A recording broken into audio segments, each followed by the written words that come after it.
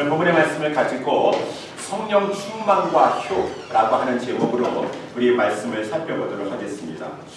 하나님은 우리 모두에게 성령의 충만을 받으라 라고 이렇게 명령하십니다. 하나님의 명령이니까 우리에게 모두에게 말씀하시는 것이니까 이 성령의 충만을 받는 것은 선택사항이 아니에요. 우리 모두의 필수적으로 받아야 되는 것입니다. 성령의 충만을 받으라라고 했습니다. 받으라라고 하셨으니 하나님이 주신다라고 하는 것이죠. 성령이 우리로 하여금 충만케 하시기를 원하신다라고 하는 거예요. 그러니까 너희는 성령이 충만케 하시려고 하는데 그것을 거부하지 말아라. 성령이 충만케 하시려고 하시니 마음을 활짝 열고 웰컴하라. 사모하라. 간절히 충만케 해달라고 우리 성령님께 하나님께 간구하라 라고 하는 것이 성령의 충만을 받으라 라고 하는 거예요. 예전에 성령 충만하셨어요? 아니에요. 여기 성령 충만 받으라고 하는 것은 계속 받으라는 것이요. 계속 성령의 충만을 사모하고 우리 하나님은 성령의 충만을 우리에게 주시기를 원하시고 성령님 우리를 충만케 하시니 성령의 충만을 받으려고 간구하라 사모하라 라고 하시는 것이요. 지난번에 우리 성령에 대해서 우리 성경 공부할 때도 어떤 분이 질문을 하셨어요. 목사님, 성령 충만하게 하라 라고 이렇게 filled with the Holy Spirit 하면은 그러면은 성령님이 물이시다고 하는 말이니까 충만하게 부어주신다고 하니 물로 비유한 것이죠. 물로 비유한 것이 그래서 성령의 충만함을 받아야 된다라고 하는 것은 우리 안에 내주하시는 성령님께서 완전히 우리를 지배하시는 것을 말해주고 있어요. 그래서 오늘 본문에도 보니까 18절에 술 취하지 말라 이는 방탕한 것이니 오직 성령의 충만을 받으라 라고 하면서 성령 충만하고 술 취한 거하고 이렇게 비교를 해놓으면서 유사점이 있다는 것입니다. 왜? 우리가 술을 많이 먹어서 술을 취하게 되면은 술이 나를 지배합니다. 술의 영향력권 안에 들어가게 돼. 그래서 우리의 말도 또 우리의 행동도 술이 우리를 사로잡아가지고 이렇게 걸음걸이라든가 말을 이렇게 좀 평상시와 다르게 하는 것처럼 성령님을 그렇게 하는 것이 내주하시는 성령님께서 온전히 우리를 충만히 지배하도록 under the control 성령님께서 우리를 컨트롤하도록 under the control of the Holy Spirit 그래서 우리는 성령님이 우리를 완전히 지배하도록 그렇게 성령님을 웰컴해야 된다라고 하는 것이. 왜 우리는 잘못 생각하면은 성령이 나를 완전히 지배하시면은 어떻게 하나 혹시라도 성령님이 나를 지배하시면은 내가 이상한 행동을 취해가지고 사람들이 나를 이상하게 보는 것은 아닐까? 막 황홀경에 빠져가지고 막 이상한 행동을 혹시 하는 것이 아닌가? 사람들이 나를 미쳤다고 하지 않을까라고 하면서 그렇게 잘못 생각하는 것이 쉬운데 그렇지 않습니다. 성령의 충만함을 받게 되면은 성령님이 나를 지배하셔서 특별히 성령님의 은혜 가운데 모든 관계 속에서 우리의 관계가 복되게 한다라고 하는 것입니다. 특별히 우리의 관계는 먼저는 하나님과의 관계요, 두 번은 사람들과의 관계인 것이. 그래서 오늘 보면 하나님 말씀에 에베소서 5장 19절 말씀에 보게 되면은 하나님과의 관계 속에서 또 사람들과의 관계 속에서 이렇게 아름다운 모습으로 살도록 하나님께서 관계에 복을 주시는 게 성령을 통해서 주신다는 것이. 19절 말씀에 보면 성령 충만을 받으면 어떠한 일이 일어나게 됩니까? 오늘 19절에 시와 찬미와 신령한 노래들로 서로 화답한다 라고 하는 화답한다라고 하는 것은 사람들과의 관계 속에서 막힘이 없다라고 하는 것이. 우리도 지금 이렇게 카톡이라든가 전화로 서로 통화할 때 내가 카톡을 보냈습니다. 그러니까 상대방이 나한테 답변을 안 줘요. 그러면은 마음이 좀 이렇게 좀 힘들어집니다. 아니 저분이 내가 분명히 카톡 보낸 거 읽어봤는데 왜 아무런 대답이 없지? 라고 하면서 우리가 좀 마음이 무거워질 수가 있어요. 왜? 좋은 관계, 건강한 관계, 아주 사랑의 관계면은 내가 이렇게 뭐라고 말을 하면은 상대방도 이렇게 화답한다 그 말인 것입니다. 근데 관계가 안 좋으면은 나는 얘기를 했는데 상대방이 별로 답변하고 싶어 하지 않아요. 이런 것이 이제 우리 가운데 교회에는 없어야 된다는 것이. 교회에 담쌓고 지내는 관계가 있으세요? 교회에 서로 말 안 하고 외면하고 이렇게 서로 얼굴 보면은 인사 안 하고 이렇게 외면하고 그런 경우가 있어요. 그거는 성령 충만하지 못해서 그래요. 성령이 충만하면은 서로 화답한다라고 하는 것입니다. 서로 화답해요. 그래서 좋은 관계를 맺고 특별히 좋은 관계 속에서 그 성도들은 함께 모여서 예배하기를 좋아한다라고 하는 것이. 시와 찬미와 신령한 노래로 서로 화답하면서 예배하는데 예배도 형식적인 예배 그저 이 억지로 드리는 예배가 아니라 찬양을 한다 할지라도 하나님께서 안타까우셔서 이렇게 이사야서 말씀해주고 있지 않습니까? 저들이 입술로는 나를 존경한다고 말을 하고 있지만 마음은 나에게서 멀도다. 그렇지 않나요? 성령 충만하면 정말 하나님의 사랑하는 마음으로 하나님 앞에 찬양하더라도 예배하더라도 신령과 진정을 담아서 예배하니 너희의 마음으로 주께 노래하며 찬송하며. 성령 충만하면 우리 하나님 앞에 진심으로 예배드리게 되고 20절에 보니까 범사의 우리 주 예수 그리스도의 이름으로 항상 하나님 아버지께 감사한다. 여러분, 감사가 넘친다라고 하는 것은 성령 충만하다고 하는 것이. 이스라엘 백성들이 광야 생활하다가 왜 망했습니까? 항상 원망불평, 물론 객관적으로 원망불평할 만한 상황이었어요. 광야에다가 언제까지 광야 생활을 해야 되는 것입니까? 원망불평하지만 그 가운데서도 얼마든지 감사할 조건이 많았어요. 하나님께서 때에 따라서 먹을 것을 주시고 메추라기를 통해서 고기도 먹어주시고 날마다 만나를 내려주시고 하나님께서 구름 기둥으로 불 기둥으로 시원하게 하시고 따뜻하게 하시고 그러니 생각하기 나름인 것인데 하나님을 생각하면서 항상 감사가 넘친다? 성령 충만한 상태인 것이고 원망과 불평이 넘친다라고 하는 것은 성령 충만하지 않은 상태고 이것이 이제 하나님과의 관계는 마음으로 주께 노래하고 찬양하는 것이고 하나님께 항상 감사하는 것은 하나님과의 관계가 좋다라는 것이에요. 성령님께서 인도해 주셔서. 또 사람들과의 관계는 아까 19절에 나와 있는 것처럼 서로 화답한다. 함께 예배드리기를 좋아한다. 21절에 보니까 사람들과의 관계 속에서 그리스도를 경외함으로 피차 복종한다라는 것이에요. 피차 복종한다. 그래서 우리 교회 안에 성도들 가운데 교회가 어렵지가 않습니다. 왜? 성도님들이 그저 복종하려고 해요. 순종하려고 해요. 목사도 우리 양떼들을 사랑하여서 우리 성도님들의 의견을 이렇게 들으면서 그 방향으로 같이 나아가려고 하는 것이고 복종하려고 하는 것이고 우리 양떼들도 이 목사님이 무슨 말 하면은 그저 순종하려고 하고 왜? 목사님이 좋아서라는 것이 아니라 그리스도를 경외함으로 그리스도를 존귀 여기니까 그리스도께서 우리를 하나로 묶어주셨습니다. 그리스도께서 우리 교회의 머리가 되십니다. 우리는 다 지체입니다. 서로 다른 그러한 역할을 감당하고 있습니다. 라고 하는 그리스도를 경외함으로 그리스도 때문에 서로 복종하고 서로 사랑하는 관계 이것이 성령 충만함이 이끌어가는 단계라 이 모습이라고 하는 것이죠. 네. 그래서 우리 예수사랑교회가 우리 모두가 성령의 충만함을 받아서 이러한 이 성령 충만한 삶을 살아야 된다는 하는 것입니다. 얼마나 복된 것이겠습니까? 그래서 이제 이 성령의 충만함이 교회 공동체 안에 이루어져서 이렇게 서로 화답하면서 예배하면서 감사하면서 서로 복종하면서 이렇게 살다가 이 성령 충만의 복은 성령의 복은 예루살렘으로부터 흘러나오는 것이 교회를 통해서 흘러넘친다. 라고 해서 이제 오늘 본문에는 없지만 그 다음 우리 에베소서 5장 21절 보게 되면은 교회의 성령 충만은 결국은 이제 가정의 성령 충만으로 이어지게 되었어. 22절서부터는 아내들이여 자기 남편에게 복종하기를 주께 하듯 하라.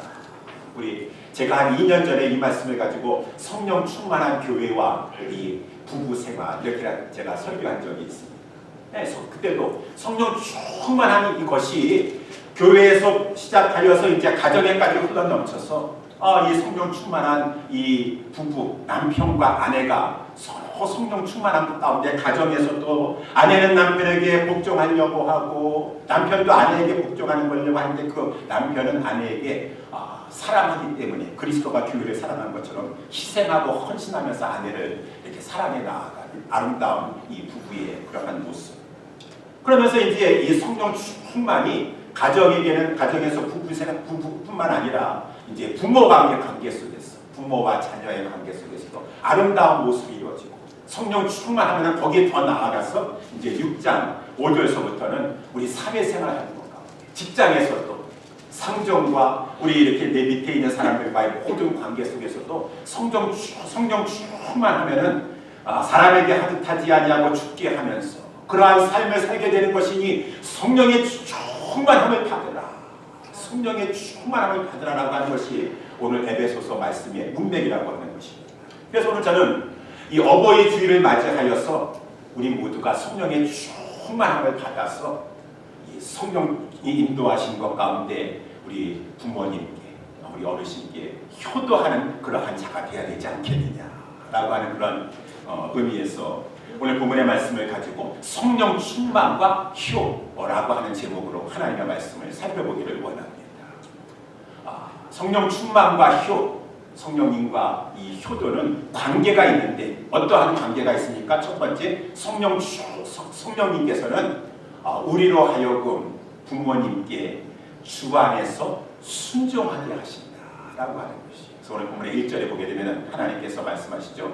자녀들아 너희 부모를 주 안에서 순종하라. 이것이 옳으니라. 라고 이렇게 말씀했어요. 여기서 중요한 것은 주 안에서라고 하는 것입니다. 이제 주 안에서라고 하는 말이 1차적으로는 진리 안에서, 진리를 벗어나면서까지 부모님에게 순종할 수 없어. 그때는 공평하게 부모님한테 이렇게 요청해야 됩니다. 그것까지는 제가 하나님의 법에 어긋나서까지 순종할 수 없습니다.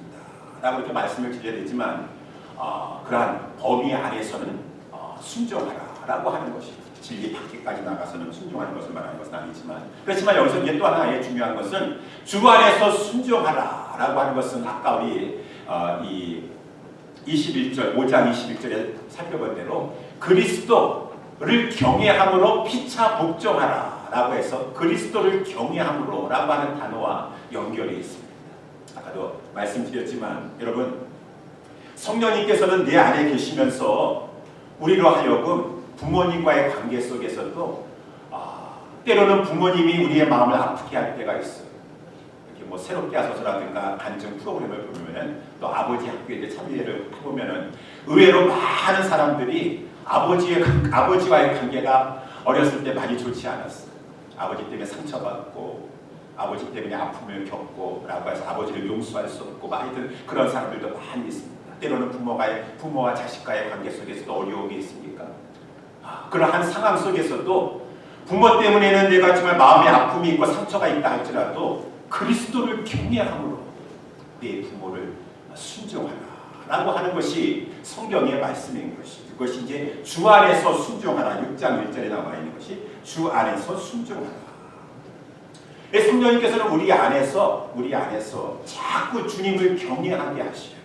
주님을 생각하면서 주님을 사랑하게 하시는 것이 성령님께서 하시는 일이에요. 우리 주님께서는 우리에게 어떠한 은혜를 베풀어 주셨습니까? 우리가 여기 오늘 본문에는 잡지 않았지만 5장 2절 말씀에도 보게 되면은 그리스도께서 너희를 사랑하신 것 같이 너희도 사랑 가운데서 행하라. 그는 우리를 위하여 자신을 버리사 향기로운 제물과 생축으로 하나님께 드리셨느니라. 이렇게 되어 있어요. 우리 주님이 얼마나 우리를 사랑하셨는가. 우리를 위해서 자신을 버리셨도다 라고 이렇게 말하셨어요. 자신을 버리셨어요. 향기로운 제물이 되셨도다. 여기 제물이라는 것은 이 제물은 이 끌려가는 대로 가는 제물을 말하죠.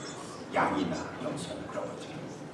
그것은 순종을 말하겠습니다. 주님이 우리를 위해서 제물이 되시고자 끌려가시는데 순종하셨어요. 그러다가 생축이 되셨도다. 생축이 되는 것은 이제 그가 희생이 되셨다는 것이.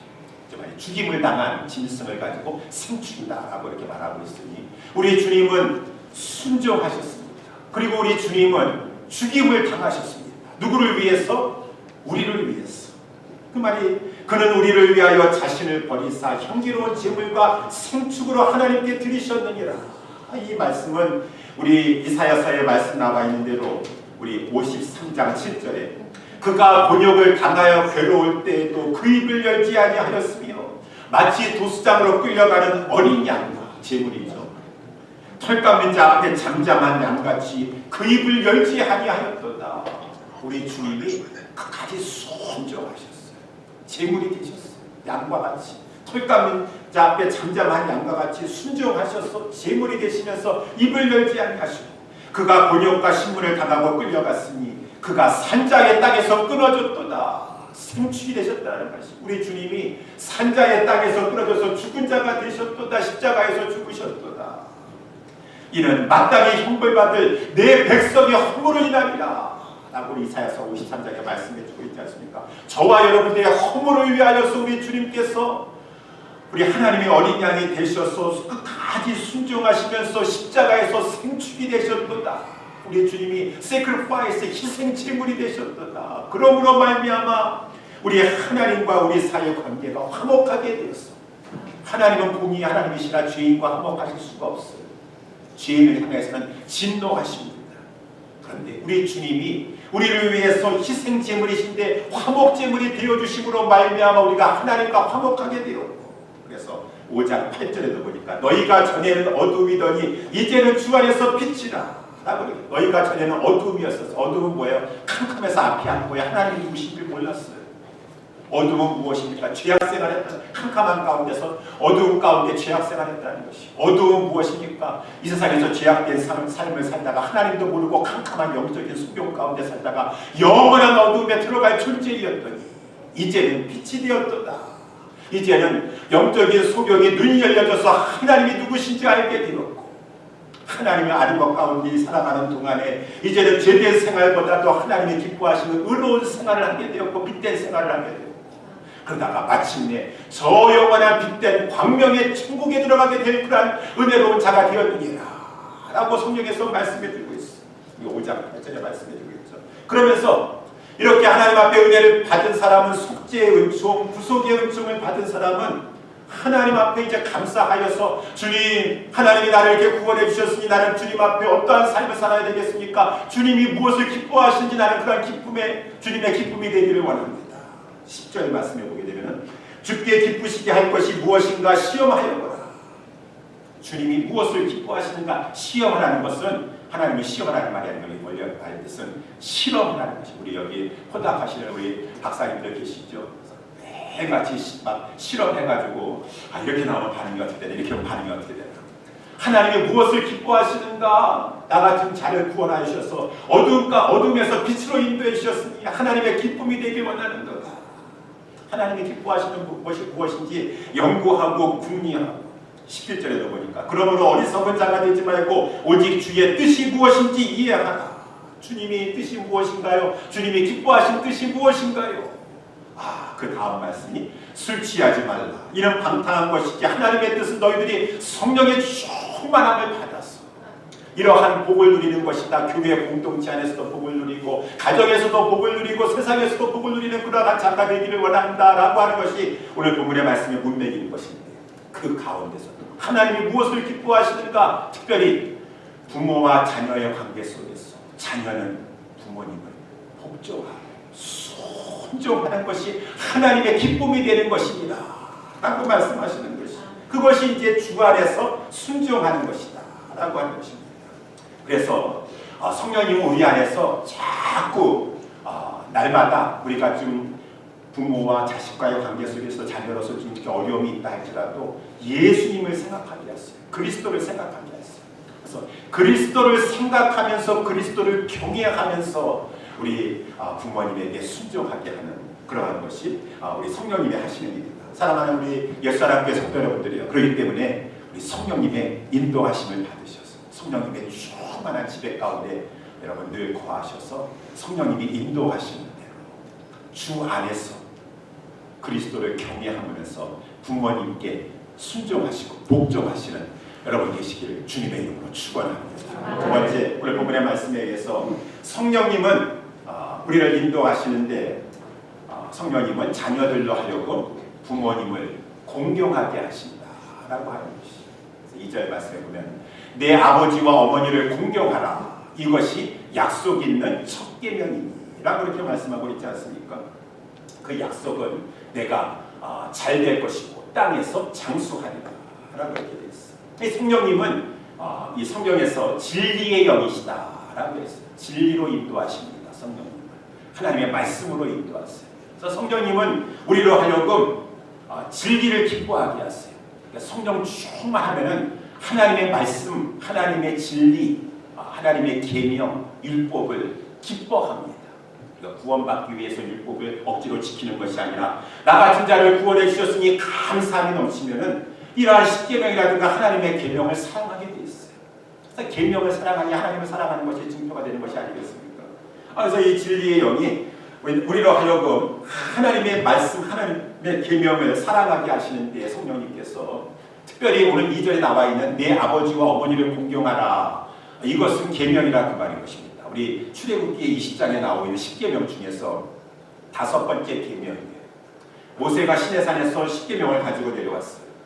2 돌판으로 하나님이 새겨주셨습니다. 그래가지고 가지고 내려왔는데 이 첫 번째 돌판은 하나님과 우리 사람과 우리와의 관계, 성도와의 관계. 두 번째 돌판은 사람과 사람과의 관계에서 대신 계명.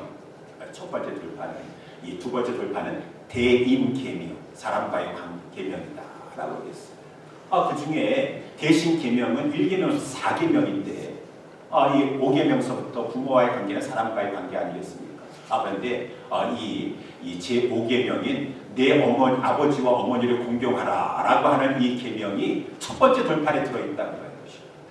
첫 번째 돌판이 하나님과의 관계 속에서 하나님을 공경하라라고 하는 것에 들어가 있어요. 이 말이 무슨 말입니까? 그만큼 내 아버지와 어머니를 공경하는 것은 하나님과의 관계 속에서 들어있는 그러한 계명이다.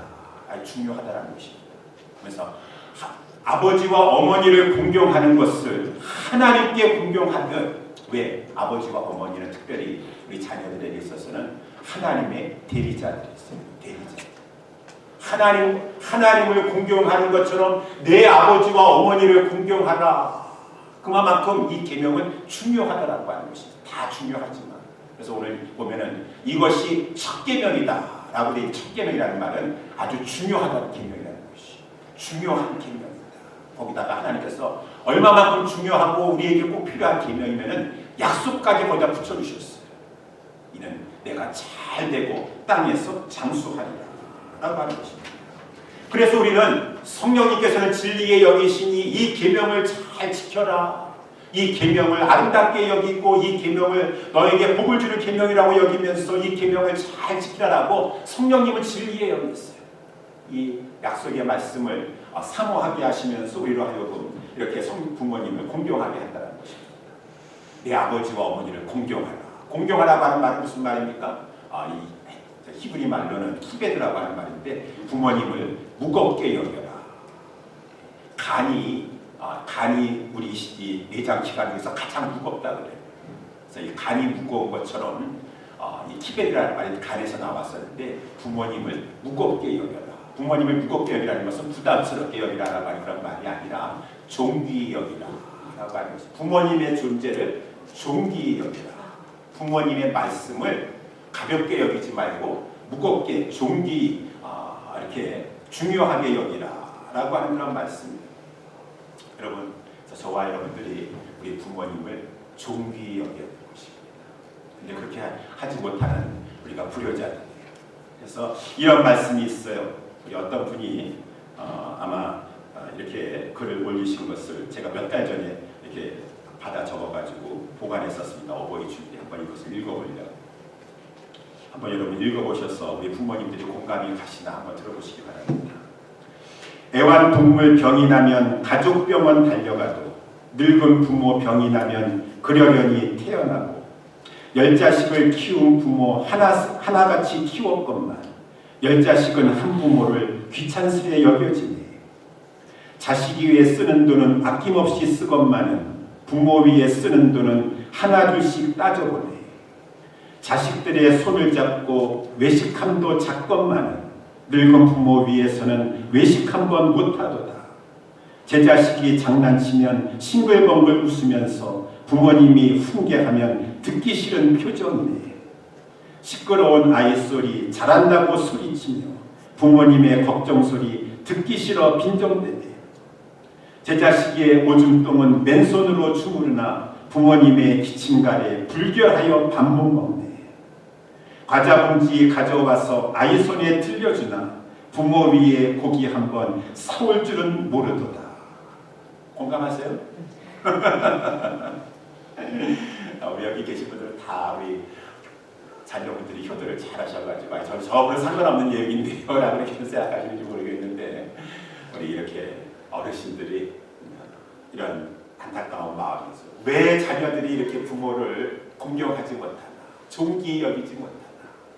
자기 자식도 물론 중요하지만 부모 그렇게 길러주고 낳아주고 길러준 그 사랑해준 그 부모를 이렇게 가볍게 여기나, 존귀 여기지 못하나 라고 하는 것이 안타까운 가운데 이런 시도 썼다라고 하는 것이죠. 부모님을 공경하라, 이 존귀 여기라, 그 부모님의 말씀을 무겁게 여기라 라고 하는 것은 무엇보다도 우리 부모님의 말씀이 아니라 하나님의 말씀이라고 하는 것입니다. 그래서 부모님을 공경하고 존귀 여기고 그 말씀을 무겁게 여기면서 순종하려고 하는 자녀는 하나님의 축복 속에서 잘 된다라고 하는 것이. 성경에 부모님 앞에 공경하는 자녀들은 하나님의 축복을 받았어요. 많은 경우가 있지 않습니까? 대표적인 경우가 사울왕 같은 경우. 물론 사울왕이 나중에 그만했지만 처음에 그가 어떻게 왕이 됐었습니까? 그는 수줍음 많은 사람이었었고 왕이 될 인물이 아니었었어요. 근데 그는 효자였었다는 것이죠. 그래서 아버지 기스가 하루는 암나귀 새끼를 잃어버렸어요. 그래가지고 얘야 사울아 암나귀 새끼 좀 찾아와라 라고 했어요. 요즘 같았으면은 아니 아버지 이 넓은 땅에 그 암나귀 새끼가 지금 어디 도망가 있는 줄 알고 날고 그곳을 찾아오라는 말이에요. 저는 안 갈 거예요 라고 이렇게 말할 수도 있는데, 사울이 얼마나 온 땅을 다 두루두루 며칠 그냥 돌아다니면서 계속 찾을 때까지 우리 아버지가 그 암나귀 새끼 찾아오라고 했는데 저기도 가고 저기도 가고. 그래서 결국은 하나님의 인도하신 가운데 그 사울이 사무엘 선지자를 만나가지고 하나님께서 이스라엘의 초대 왕으로 내가 사울을 왕으로 삼겠다라고 한 것은 그가 그만큼 겸손할 뿐만 아니라 그 아버지의 말씀을 귀하게 여기고 중하게 여기고 순종하는 효자였었다라고 하는 거죠. 다윗도 그렇지 않습니까? 아버지가 또 우리 다윗은 제일 막내였었어요. 그래가지고 다윗에게 다윗아 지금 전쟁 마당에 일어나가지고 이렇게 지금 블레셋 군대와 지금 개치 상황 가운데 있는데 내 형들이 전장에 나와가지고 어떠한 상황 가운데 있는데 걱정이 되는구나. 이 음식을 가지고 가서 형들한테 전달해주고 형들의 상황이 어떤지 지금 안부를 좀 살피고 오도록 하라. 그 막내에게 전쟁터에 나와가지고 형의 안부를 살펴보고 오라고 했어요. 그러면 아버지 저는 아직 어려요. 이 위험한 상황 가운데 저희 보고 전쟁터에 나갔더라고 하다니요 라고 하면서 불순종하지 아니하고 아버지 말씀에 순종하고 나아갔다가 골리앗을 만나서 그를 하나님의 힘으로 이김으로 말미암아 이스라엘의 영웅으로 등극하게 되는 역사가 있게 됩니다. 이 루시 시어머니 이 나오미의 그 며느리가 되었어요. 남편이 죽고 시아버지가 죽고 이제 이 며느리하고 이 자부들만 시어머니하고 자부들만 남게 되었었는데 시어머니가 얘야 너는 돌아가라. 내 백성 가운데 내 그 신에게로 너희들이 섬기는 신에게로 돌아가라. 그 말씀을 순종할 수 없죠. 주 안에서 순종을 하고 있습니다. 진리 안에서. 그것은 제가 어머니 순종할 수 없습니다. 어머니 하나님이 나의 하나님이 될 것입니다 라고 하면서 진리 안에서 주 안에서 순종하면서 우리 이 룻은 그 나오미 시어머니가 시키는 대로 그 나오미 시어머니가 타작마당에 너가 오늘 나가도록 하라. 어떻게 하도록 하라 하는데 그 말씀 앞에 어머니를 공경하면서 그 어머니가 시키는 대로 잘 순종했다가 하나님의 축복 속에서 보아스라고 하는 귀한 인물을 만나게 되고 그를 통해서 잃어버린 기업을 얻게 되고 나중에는 그 우리 주 예수 그리스도 그 족보에 오르는 놀라운 축복을 얻게 되었던 것이 어머니를 공경하였을 때 이루어지게 된 것이다. 성경에는 이렇게 부모를 공경하는 자에게 하나님께서 잘되게 하셨다는 것이. 그렇죠. 그 반대로 부모님을 존귀히 여기지 아니하고 부모의 말을 거역하는 자들은 하나님께서 저주하셨다는 것이 성경에 나와 있는데 대표적인 사람이 엘리의 두 아들 홈니와 비누아스입니다. 그 엘리 아버지가 경고했습니다. 내 아들아 그리하지 말아라. 지금 들리는 소문이 안 좋도다. 그 홈니와 비누아스 그 아들들이 그 아비의 말을 듣지 아니하였으니 이는 여호와께서 그들을 죽이기로 뜻하셨음이었더라 라고 이렇게 성경에 되어 있습니다. 압살롬도 아비를 거역하다가 망했고 우리 여호와김이라고 하는 이스라엘의 거짓 마지막 때 왕 나라가 기울게 되는 그런 상황 가운데 하나님께서 예레미야 선지자를 통해서 안타까이 그에게 말씀을 전하는 것입니다. 내가 평안할 때 내가 내게 말하였으나 내 말이 나는 듣지 아니하리라 하였나니 내가 어려서부터 내 목소리를 청종치 아니함이 내 습관이라. 그러므로 말미암아 내 목자들은 다 바람에 삼키울 것이요 너를 사랑하는 자들은 다 사로잡혀 가리니 그때 내가 반드시 내 모든 악을 인하여 수치와 욕을 당할 것이고 해산하는 고통과 같은 큰 고통이 내게 임하리니 너희의 가련함이 얼마나 심할 것이냐 라고 말합니다. 이 불순종한 어려서부터 그 아비에게 불순종하고 부모에게 불순종하고 하나님의 말씀에 불순종한 자의 그 앞날이 얼마나 가련하냐 하나님이 그에게 말할 수 없는 큰 고통을 당하게 할 것이다 라고 했어요.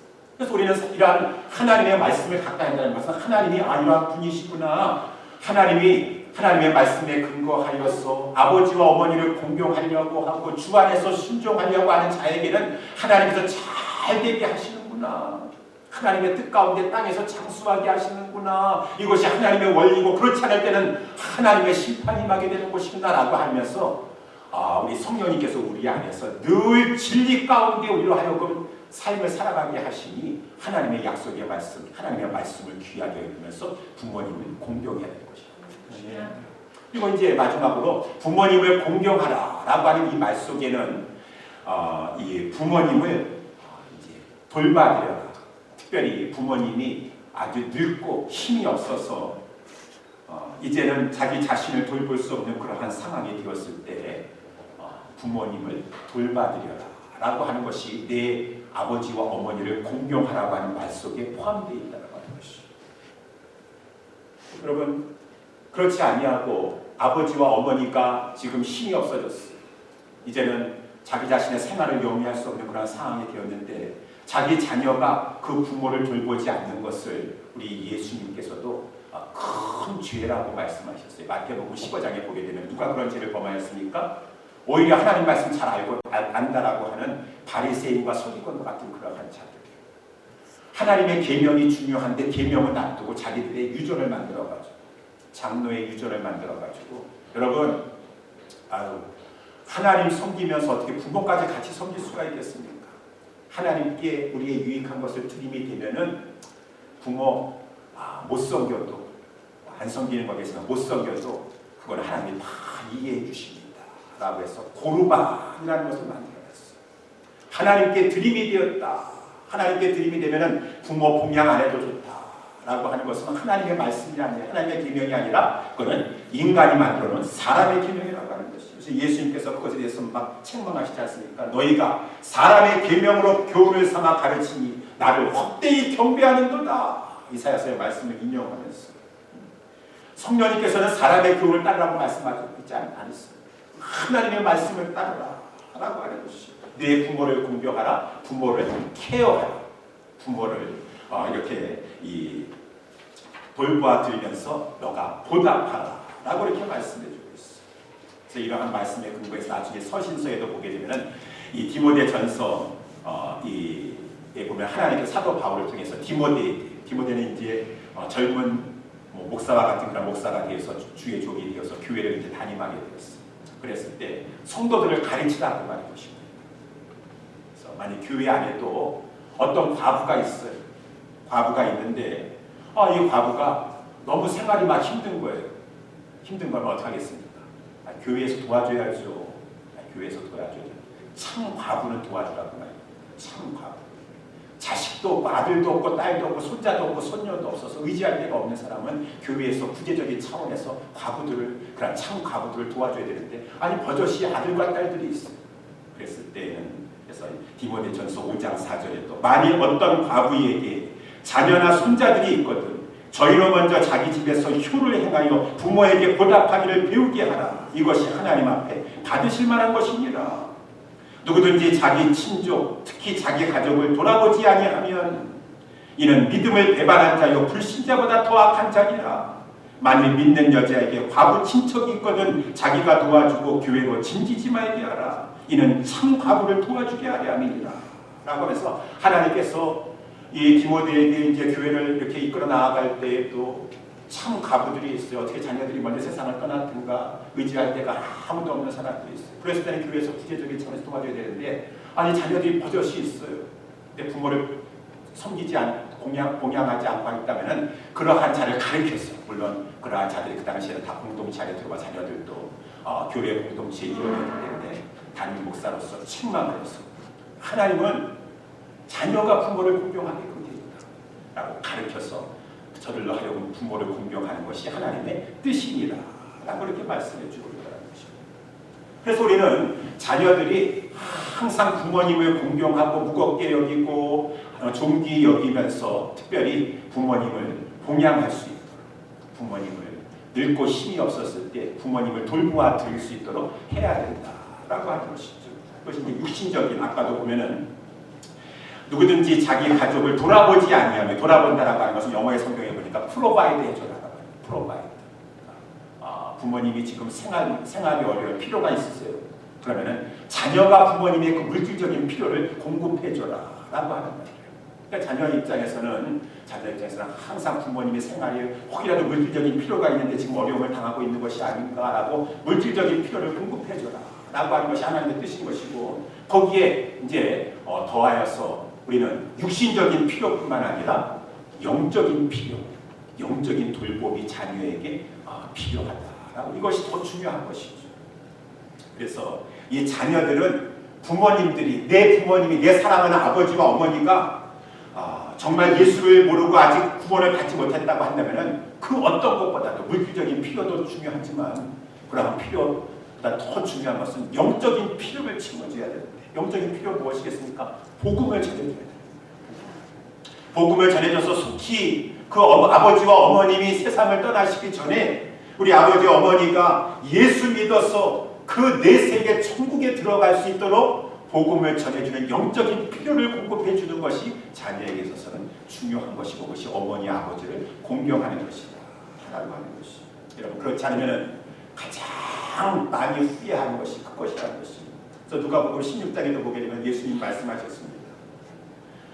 이 죽은 자가 지옥에 가게 되었어요. 지옥이 얼마나 고통스러운 곳인지, 주여 손가락 끝에 좀 물을 튀겨가지고 내 혀를 한 번만이라도 좀 서늘하게 하여 주시옵소서. 내가 이 불꽃 가운데서 고민하나이다. 고민인데 영원토록 고민하는 것이. 그래서 내가 이렇게 고민하는 나는 절대로 이곳에는 오면 안 됩니다. 절대로 이곳에 오면 안 돼요. 내 살아있는 내 형제들 누군가를 좀 보내주셔가지고 저들은 이 고통받는 곳에 오지 않게 좀 해주시옵소서 라고 요청하는 장면이 나와 있는 것처럼, 우리가 사랑하는 우리 아버지와 어머니 영적인 필요, 저들이 구원받을 수 있도록 하는 것이 자녀의 가장 중요한 해야 될 의무다라고 하는 것이죠. 그것이 효도의 것이. 그래서 원래 하나님의 주권 속에 있지만, 그래서 나의 아버지와 어머니가 천국 가실 수 있도록, 영생을 얻을 수 있도록, 영광의 세계에 들어가실 수 있도록. 저는 이렇게 부모님에게 별로 이렇게 효도한 것이 없는 것 같아요. 저도 또 제 아내도 둘 다 이렇게 막내로 늦둥이로 태어나가지고 부모님들이 일찍 돌아가셨어요. 그러니까 귀여움만 사랑만 받았지 부모님에게 잘 해드릴 것이 없는 것 같은데, 제가 전에도 말씀드렸죠. 부모님에게 잘한 거, 아버지에게 특별히 잘한 거 한 가지 생각이 납니다. 심지어 아버지에게 돌아가시기 전에 복음을 제시해 드렸다라고 하는 것이, 제가 여러분에게 누차 말씀드렸지만, 저희 아버님께서 아버님께서 이제 두 아들들이 있는데 아들들이 다 목사가 됐어요. 처음에는 유교를 이렇게 믿는 집안에서 아버지께서 굉장히 그 아들이 목사가 되는 것을 반대하시고 핍박하시고 막 그러셨지만 자식을 이기는 부모는 없어요. 그래도 주의 길을 가겠다라고 하니까 아버지가 나중에는 돌아 꺾이시더라고요. 그래서 이제 교회에 오셔가지고 저희 아버님이 항상 신실하시니까 예배는 빠지지 않았어요. 목사 아버지이기 때문에라고 하는 그런 차원이 아니라 예배에 빠지지 않으시고, 나중에 보니까 제가 보니까 아침에도 일어나셔가지고 기도하시더라고요. 이제 자식을 위해서 기도하시는 거겠죠. 그렇게 기도하시는데 신앙생활 이제 꽤 오래 하셨어요. 교회 빠지지 않으시고.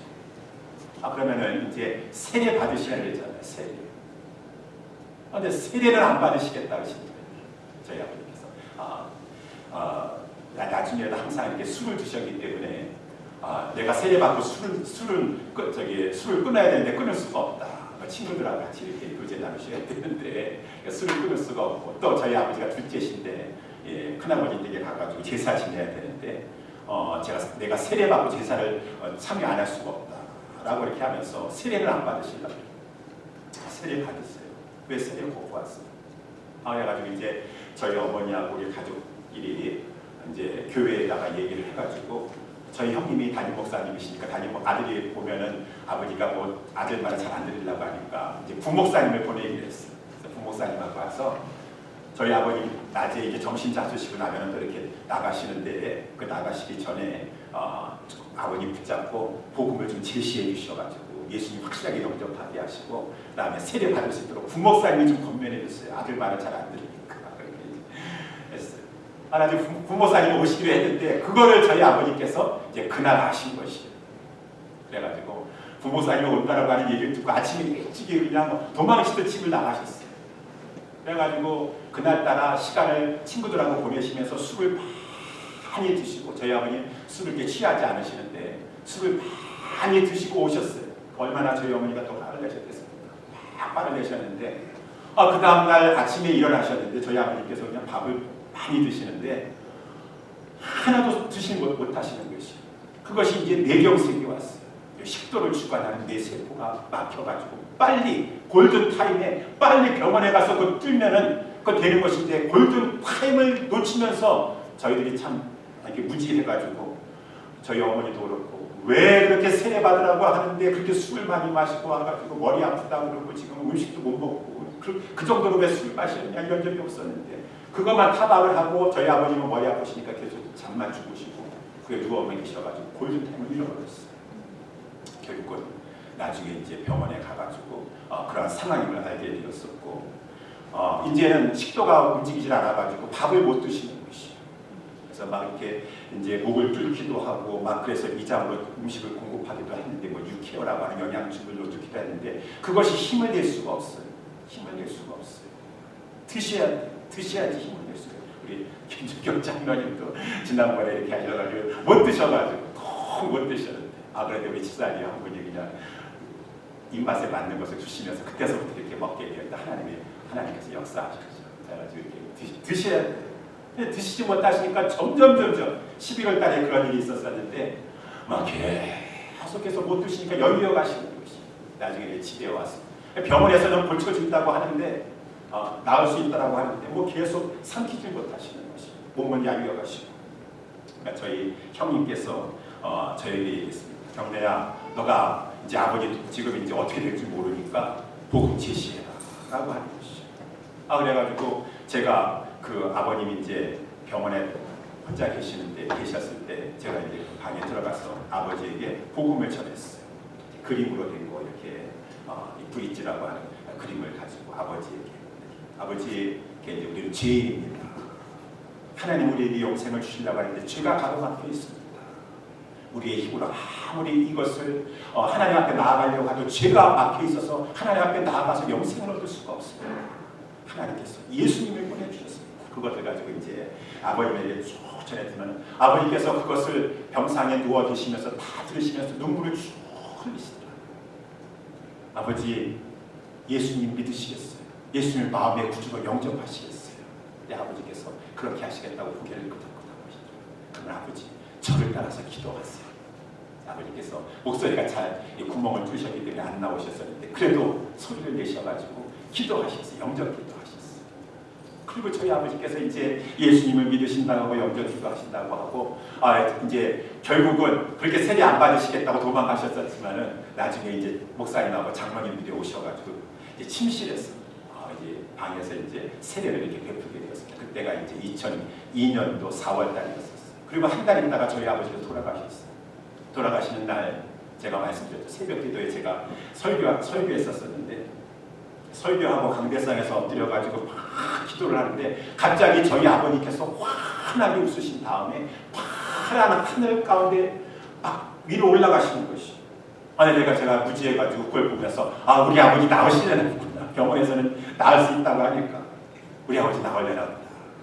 환한 얼굴에 아주 환한 파란 하늘이 보였으니까 나으시려나 보다 라고 이렇게 아버지가 웃으시는 걸 보니까 너무 좋다라고 생각했는데, 그날 마치고 이제 새벽기도 갔다가 들어오는데 어머니께서 안방에 들어가지마다 저를 막 부르시는 것이. 이 아버지가 돌아가신 것 같다 빨리 와봐라. 안방에 가니까 저희 아버지께서 돌아가시는데 제가 깜짝 놀랐어요. 제가 그 기도하다가 배웠던 아버지가 환하게 웃으시면서 천국에 올라가시는 그 얼굴이 우리 아버지께서 마지막에 침상에서 환하게 그 똑같은 얼굴을 가지고 돌아가시게 되었어요. 하나님께서 우리 아버지 받아주시고 천국으로 인도해 주셨구나 라는 것을 느꼈어요. 사랑하는 성도 여러분들, 우리가 이 땅에 살아가는 동안에 여러분 부모님을 물질적으로도 육신적으로도 잘 공경해야 될 것이에요. 그것과는요, 부모님을 우리가 자식의 입장에서 무엇보다 부모님이 예수님을 안 믿고 있습니까? 아직 천국 갈 준비가 되지 않았습니까? 그러면은 그것만큼 부모님에게 복음을 제시하면서 하나님의 은혜 가운데 간절히 기도해서 성령님 우리 부모님의 마음을 열어주시옵소서. 우리 부모님이 예수 믿고 마지막을 맞이하셔서 천국 갈 수 있도록 해주시옵소서. 간절히 기도하시면서 복음을 제시하여 부모님으로 하여금 영적인 필요를 공급받고 천국에 갈 수 있도록 인도해 드릴 수 있는 자녀들 되시기를 주님의 이름으로 축원합니다. 오늘 우리가 읽진 않았지만 5장 16절 말씀에 세월을 아끼라 때가 악하니라 라고 이렇게 되어 있습니다. 세월을 아끼라. 이 말씀도 예전에 설교를 했었어요. 세월을 아끼라고 하는 것은 세월은 지금 물이 막 흘러가는 것처럼 막 흘러간다는 것이. 그 가운데 영어 성경에 보니까 making the most of every opportunity라고 되어 있어요. 그 흘러가는 시간 속에서, 세월 속에서 그것을 가지고 기회로 잡아서 내 부모를 구원할 수 있는 기회를 사도록 하라. 그 오퍼튜니티를 가지고 복음을 증거하도록 하라. 부모님이 살아계셨을 때 부모님을 공경하고 부모님을 주관해서 순종하도록 하라. 내 부모님이 나중에 조금 있으면 흘러가는 세월 속에서 이제 더 이상 이 땅에 없을 것이라고 하는 말이에요. 그렇습니다. 이제는 부모님들도 내 사랑하는 자들도 다 떠나서 결국은 부모님이 살인 속에 액자 속에 살인으로만 남겨졌을 때 내가 왜 그때 그렇게 하지 못했었는가 라고 후회하는 그때가 일어나지 않도록 우리 살아있을 동안 우리에게 세월이 우리 모두에게 주어졌을 때 살아가는 일을 정말 사랑하고 공경하고 필요를 채워줄 때 영적인 필요까지 생각하면서 공급해 줄 수 있는 우리 모두가 될 수 있게 되기를 주님의 이름으로 축원합니다. 사랑하는 예수 사랑교회 성도 여러분들이요, 그래서 오늘 본문의 말씀을 받아서 이 모든 것은 성령님이 해주시는 것이 성령의 충만함을 사모하셨어요. 성령님 나를 완전히 컨트롤해 주시고 사로잡아 주시옵시고 내가 성령 충만 받아서 이 땅에 살아가는 동안에 모든 관계 속에서 정말 복된 삶 살게 하여 주시옵시고, 특별히 부모와 자식 자녀의 관계 속에서 우리 부모님 부모님께 순종하고 부모님을 공경함으로 말미암아 하나님 앞에 우리 모두 복을 받는 우리와 자녀들 다 될 수 있도록 인도하여 주시옵소서. 간구하시는 것 가운데 하나님의 놀라운 은혜와 축복이 여러분의 삶 속에 넘쳐날 수 있게 되기를 주님의 이름으로 축원합니다. 이 시간에 기도하도록 하겠습니다. 하나님 아버지,